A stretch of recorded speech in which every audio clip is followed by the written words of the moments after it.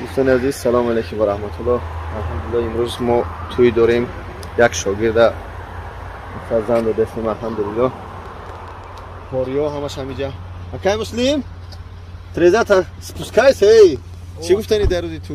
در روزی تو گفتم فقط هم تشک خداوند پیشون کنه با کمال پی برسونه خداوند فرزند کو شان شومتی شای نقیب بنده کو فرورش تریزات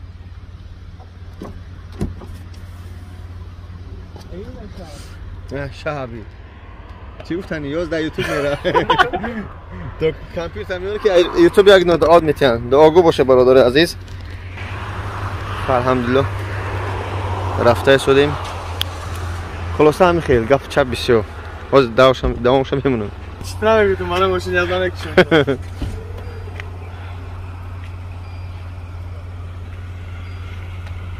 جوشتن کو چی گفتنی دعا سلام علیکم و رحمت الله و برکاته.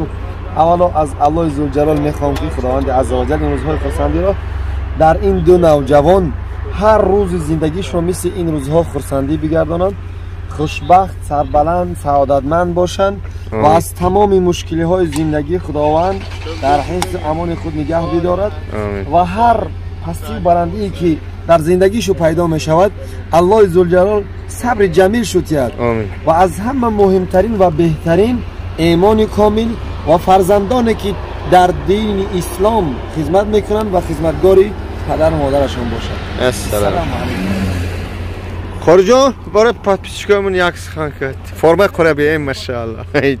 سلام علیکم دوستان و برادران عزیز. از الله منان طلب داریم که هر شخصیتی که بیزن از خداوند برای اونها زنهای صالحه را نصیب گرداند و هر شخصیتی که هر مردی که بیزن است برای اونها زنهای صالحه و هر زنی که بی مرد است خداوند برای اونها مرد صالح نصیب گرداند و خداوند برای شخصیت هایی که بی فرزند هستند خداوند فرزندهای صالح و صالحه و سالم و سالمه نصیب گرداند و هر یک پدر مادر آرزو میکنه که فرزندهای صالح داشته باشند که اونها همیشه در طاعت عبادت الله باشند و خدمتگار دین اسلام باشند و طاعت پدر مادر اطاعت کنند و انشاءالله که روز که این اصل دین یعنی شاگرد الحمدلله که تو داره از همتون خواهش میکنیم که دعا کنیم که خداوند یعنی توشون بخیر بگردانه و برای اینها یعنی بارک الله لكم. چون پیغمبر خدا صلی الله علیه و سلم میگه هر جوان دیدی که گرد درخشون دعا کنین که بارک الله لكم و بارک علیکم و جمع بینکم فی خیر.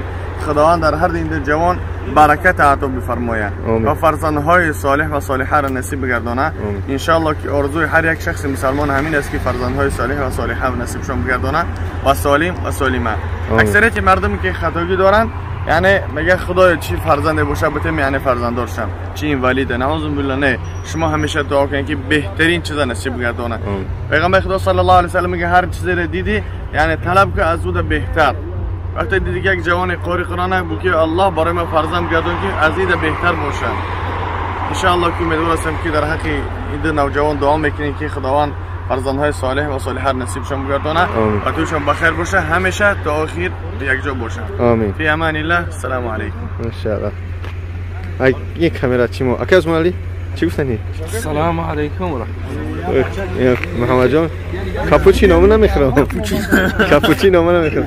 اکا اسلام چی گفتنی برای برادرمون؟ ها چی گفتنی برای پادپیچکامون؟ برای پادپیچکو هیچ همه وقت موفق باشن، سربلند خونابود. آمین. سلامت باشه. میریم با دلشی خدا نگهدار. ان شاء الله با بعترک ویدیو میکنم. ان شاء الله با میپرتم. هم خاطر دعاگو باشه. خدا نگهدار. السلام علیکم.